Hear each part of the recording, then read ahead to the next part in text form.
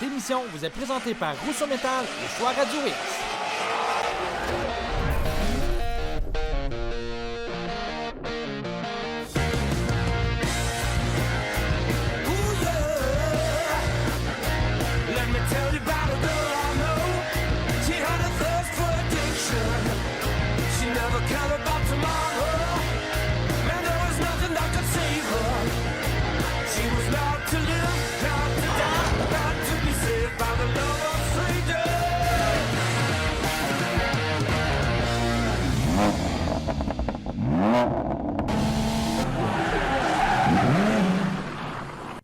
Oui. Hey, salut tout le monde, on vous souhaite la bienvenue à FestiDrag.tv. Martin sur sa moto. Pourquoi tu ris? On est en moto, il fait frais, j'ai les bajoux congelés. J'excuse, on n'a aucune crédibilité dans ce show-là. On trouve une thématique pour introduire ça. Je dis spécial moto! Spécial moto, Hey, VTT. On fait Willy. Oui! Il faut arrêter ça, je suis plus capable. Mais cette semaine, à l'émission, on rencontre, entre autres, notre chum Valois. Aussi, Jérôme Muard, un gars qui a fait tourner toutes les têtes au salon avec ses motos. Écoute, pas juste à Québec, du côté de Daytona, on est passé entre deux bâtisses. J'ai dit au gars, on fait du bruit, let's go. Check bien ça, Télésino. Faites du bruit! Lui, il sait faire du bruit quand ça compte. Juste un peu cacophonique. Et là-dessus, qu'est-ce qu'on dit? Faites du bruit! Gros show de moto, viens-t'en, on remarque! Gauche. It seemed like centuries ago when the monks crossed the mountain to Malibu, El Camino, and a sipping tea lemonade room. We ponder all that we can lose in a theater of dark. The cross of Jesus sees it all. His red blood's on the bar.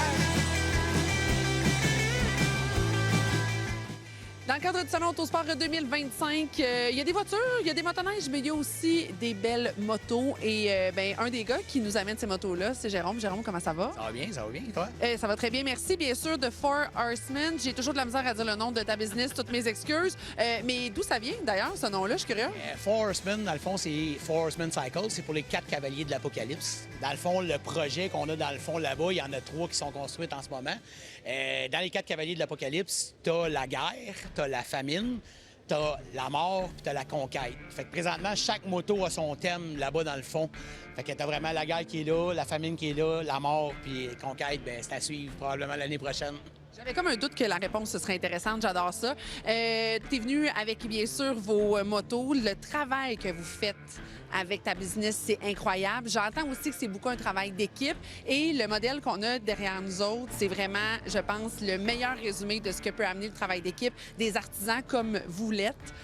Parle-moi de ce modèle-là. Un petit 2003, un petit Harley 2003, mais vous allez voir, c'est pas un Harley 2003. Ça, à la base, on a parti avec un 100e anniversaire. La couleur reste originale parce qu'on n'a pas voulu dénaturer la couleur du 100e anniversaire. On a travaillé avec des artistes pour la gravure, Montréal Engraving. On a travaillé avec Python Cycle pour le montage. On a travaillé avec Pierre chez l'Archange pour la peinture. On a travaillé avec Fred chez Ratchop pour des ajustements, tout ce qui est suspension, machinage. C'est vraiment un travail d'équipe. Et les plaqués or aussi à certains endroits. Vous avez travaillé avec une shop de Québec? Oui, avec Plaquage de Royal, avec Yannick, Plaquage de Royal, très bon service. Tout le plaquage or 24 carats a été fait là-bas aussi.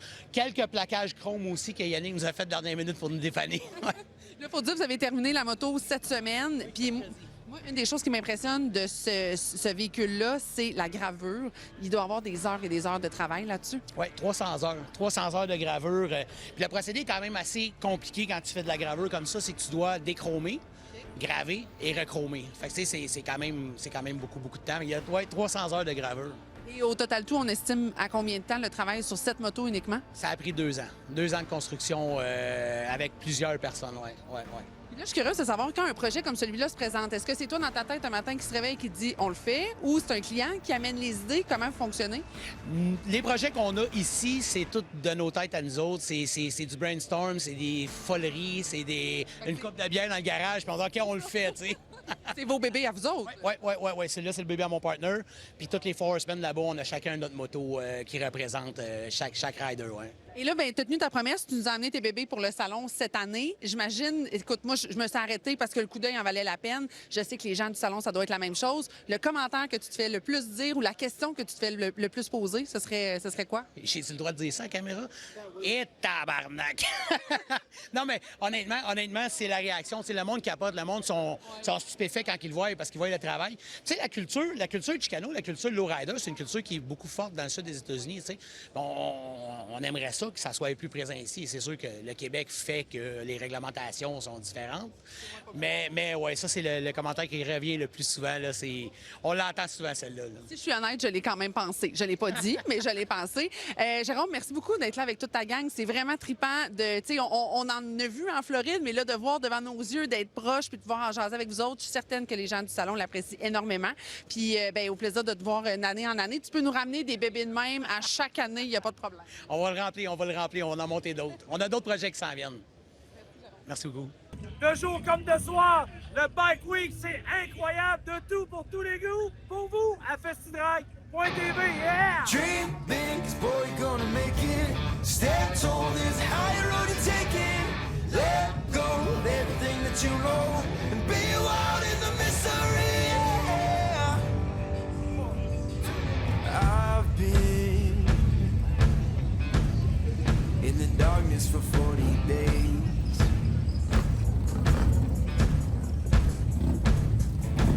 I've been searching for holy flames, a sign to light up the way.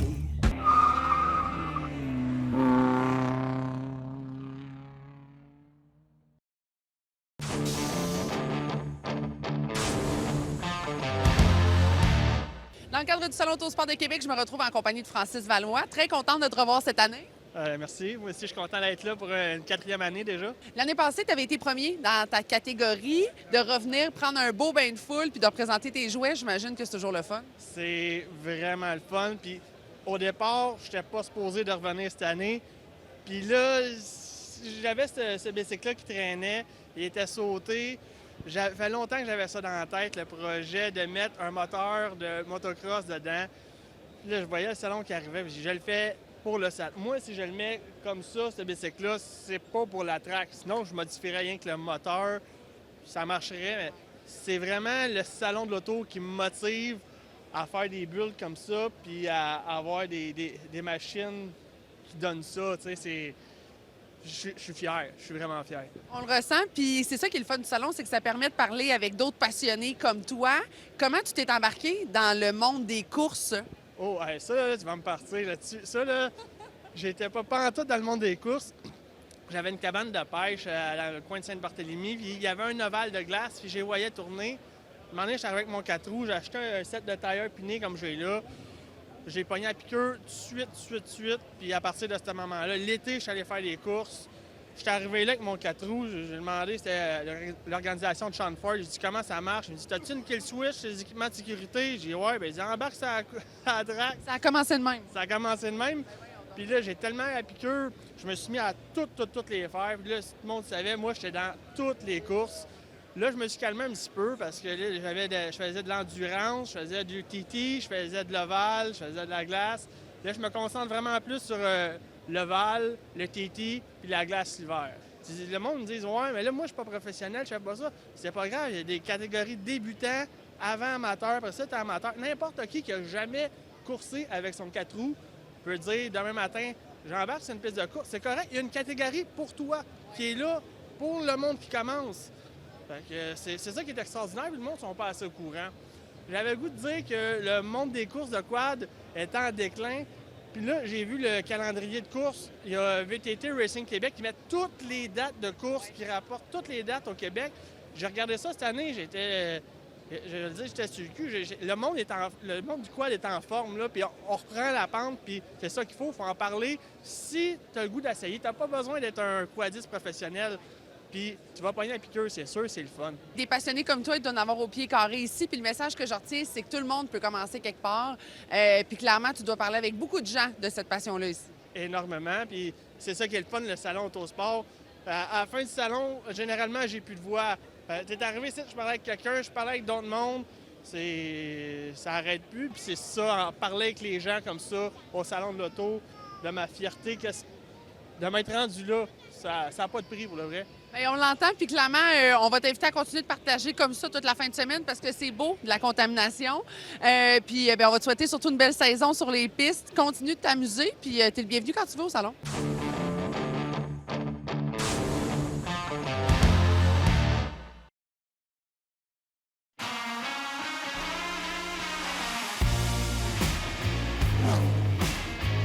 Ce segment NASCAR Canada vous est présenté par WeatherTech.ca. Bienvenue en Ontario au Canadian Tire Motorsport Park pour la première course NASCAR Canada 2025. C'est le jeune Kyle Steckley dans la voiture numéro 22 qui part en pole position. Le reste du top 5 est tout québécois avec Kevin Lacroix, Alex Tagliani, Marc-Antoine Camiran et Alex Guenette. La voiture 80 d'Alex Tagliani prend la mesure de Kevin Lacroix. Bataille côte à côte entre le champion défendant Marc-Antoine Camiran et la voiture numéro 3 de Jason Hathaway.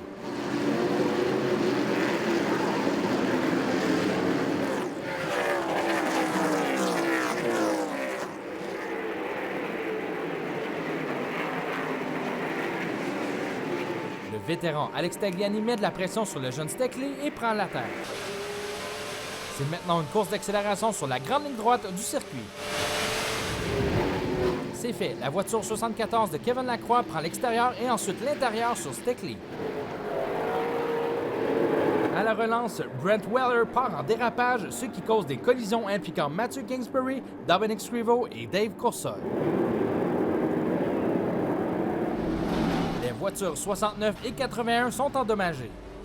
Un peu plus tard, Kevin Lacroix est pris dans un accident impliquant 2 des 3 membres de la famille Clout en piste.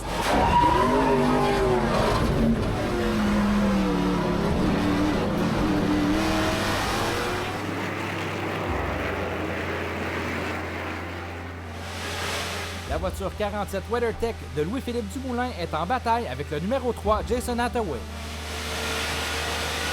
Pendant ce temps, Marc-Antoine Camiran et Andrew Ranger donnent tout un spectacle avec les 2 voitures Payet Racing.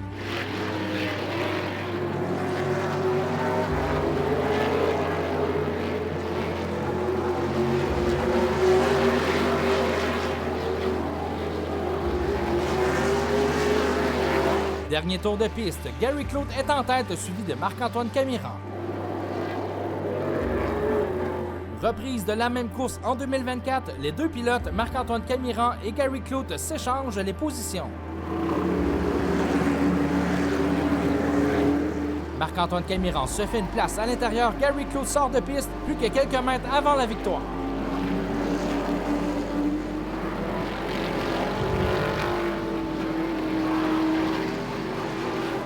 Même histoire, même résultat qu'en 2024, Gary Clout, deuxième, Marc-Antoine Camiran, gagnant.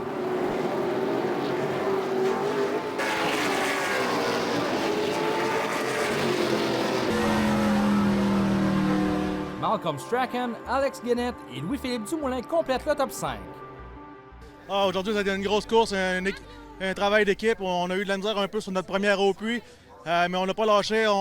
On a gardé ça simple, j'ai préservé la voiture. À la fin, on a eu un petit contact avec le 59. Ils m'ont ouvert la porte juste un petit peu dans le 3, puis je me suis mis le nez là, puis on a fait une très belle course. On est vraiment content pour l'équipe GM Payet Course Racing. Belle façon de commencer la saison. Ça a bien été, je veux dire, ça a bien commencé. La voiture était super rapide. On a eu quelques malchances. On a toujours un peu plus de difficultés ici la première course de l'année. Donc, on va se reprendre, mais la voiture est super rapide, donc ça annonce bien pour l'année. Oui, on a dû retourner à l'arrière à cause qu'on a changé de carburateur ce matin en qualification, puis en pratique hier, la voiture WeatherTech 47 Omnifab Belmont avait des petits problèmes, des petits ratés, et puis on a pris la chance, on a dit, regarde, on va changer le carburateur. On est parti, à cause de ça, le règlement où on doit repartir à l'arrière, et puis on a remonté, belle remontée pour toute l'équipe. La stratégie était bonne.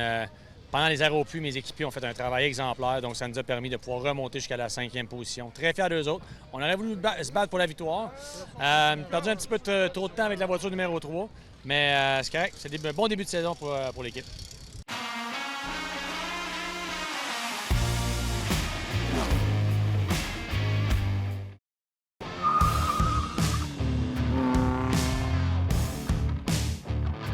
Ce segment en route vers les 60 tours Rousseau Métal du GP3R vous est présenté par Napa Racing. On est peut-être juste à 180 km de Trois-Rivières, ici, à l'autodrome Chaudière de Vallée-Jonction, mais on pourrait métaphoriquement pas être plus loin que le Grand Prix de Trois-Rivières.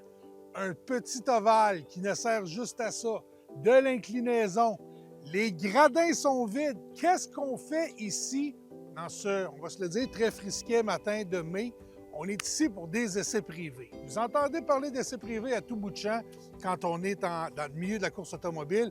Les équipes, les séries essaient de les limiter pour limiter les coûts, mais les équipes essaient de les étendre et puis c'est très important pour eux. C'est ici que le travail se fait pour pouvoir remporter des courses devant soit des gradins bondés ici ou des gradins bondés à Trois-Rivières, puis éventuellement remporter des championnats. Il y a beaucoup de pistes, une majorité en fait, de circuits ovales dans la série NASCAR Canada, du côté d'Edmonton à Wetaskiwin, du côté de Saskatoon, du côté de Sunset en Ontario, à Riverside en Nouvelle-Écosse, puis on va terminer la saison pas trop loin d'ici à Montmagny. Donc allons jaser avec Benoît Lagagnère, qui est le chef d'équipe, les pilotes, Louis-Philippe et Jean-François Dumoulin, pour nous expliquer qu'est-ce qu'on vient faire dans une séance d'essai.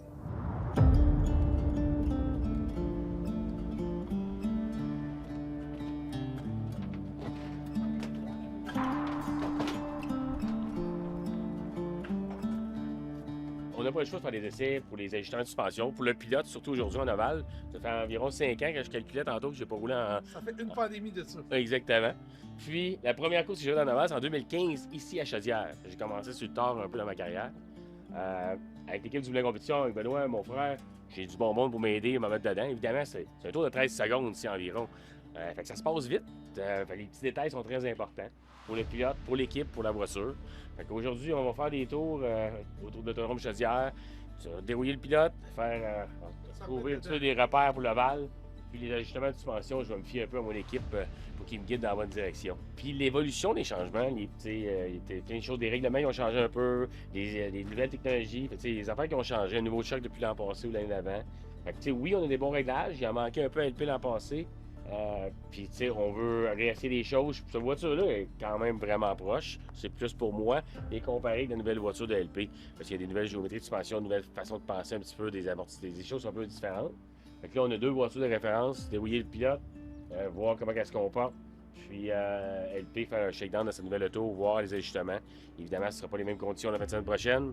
On aurait voulu tester plus tôt, puis en faire 2 au moins journées de testing cette année, revenir à la shop. Mais là, pour l'instant, on se contente de cette journée. C'est la dernière journée qu'on peut tester.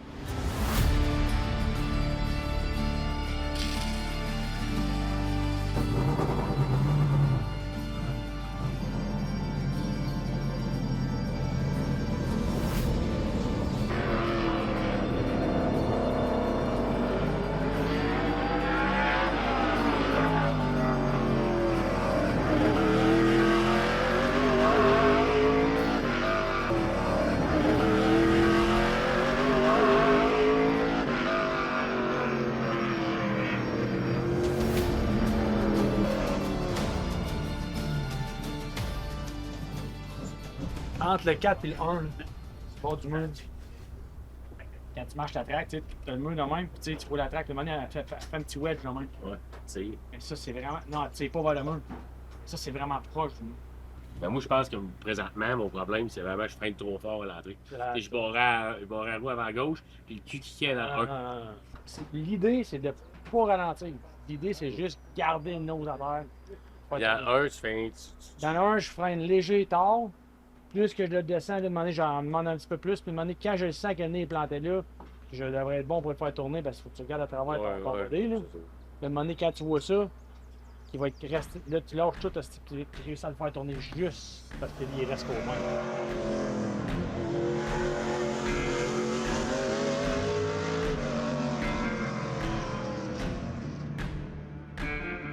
Qu'est-ce que tu as remarqué, là, tes premiers tours de piste depuis 5 ans sur Oval? Ben, ça tourne tout le temps à gauche. Non, c'est sûr que c'est un petit banking, il y a quand même l'angle.